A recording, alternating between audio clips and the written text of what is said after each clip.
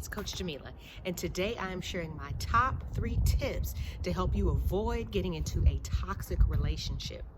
Tip number 1, the guy speaks negatively about his exes or his past relationships. So that is a huge red flag, because anyone who's been in a relationship knows that it takes 2 to tango. Now, is everything that goes wrong in a relationship always equal? As in, just because maybe you made some mistakes, does that mean your mistakes were deal breakers versus the other person? Absolutely not. There are some things that some people will do in a relationship where, yeah, the bulk and the weight of why the relationship failed does rest upon them. But when a person does a retelling of their relationship, they typically will kind of tell both sides of the story.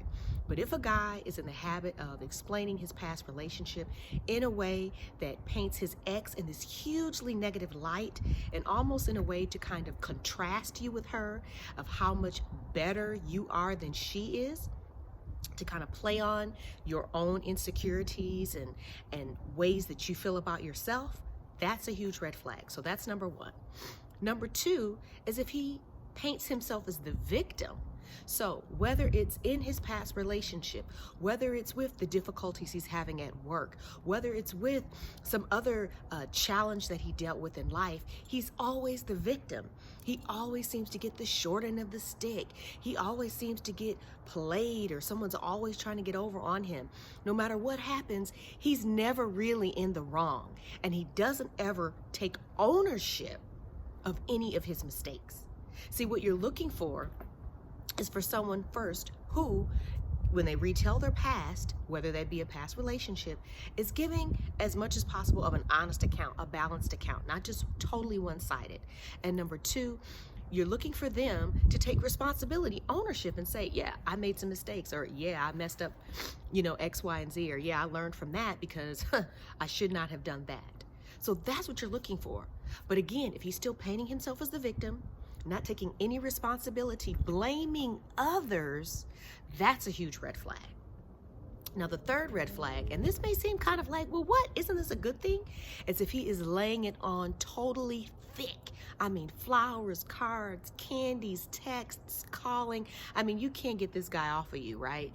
But keep in mind, that in and of itself is not a red flag. It's in conjunction with the other 2 things that I mentioned, okay? Because really what he's doing is he's throwing you into a formula that has worked so well for him in the past to get women to fall for him quickly, and to really kind of exert some type of manipulation, like, okay, I'm going to get her to disarm herself. Because first of all, when he paints himself as the victim and kind of plays on that sad puppy dog thing, and what he's doing is he's disarming you and getting you to feel sorry for him, okay? Because then if you feel sorry for him, then what you start to do is you start to discount any red flags that you may feel in your gut coming up. And you'll go, well, he's been through this and he's been through that. And, I've made mistakes too, and blah, blah, blah. It's a tactic, okay? Yes. So if he's really laying it on thick, like I said, flowers, just all this stuff, just all about trying to woo you and sweep you off your feet, in conjunction with the other 2 things, yes, that's a red flag. Because really what he's trying to do is he's hoping that you're so superficial that you would actually allow material things, or you blowing in my ear or telling me everything I want to hear, to somehow gloss over the fact that you've got all these other things in your past and things that you're trying to act like you don't want me to see or notice. No, okay? So those are 3 red flags. Clearly there are so many. And clearly one of the biggest things is why you're even drawn to this type of guy in the first place. And that is a big part of the work that I do with my clients, is helping them to break down and find the root of that reason for being drawn to toxic relationships, that pattern of toxic relationships, really breaking it. I'm a transformation life coach.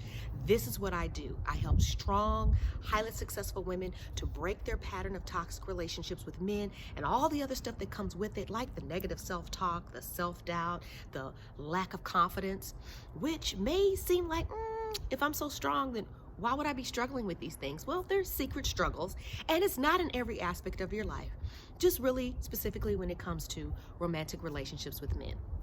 And if this sounds like you and you would like to speak further, by all means, you're welcome to send me a DM on Instagram. You can find me at Coach Jamila LV. Please like, subscribe, comment, and share this video depending on which platform you're watching it on. And I want to thank you for watching, and I look forward to seeing you here. Take care.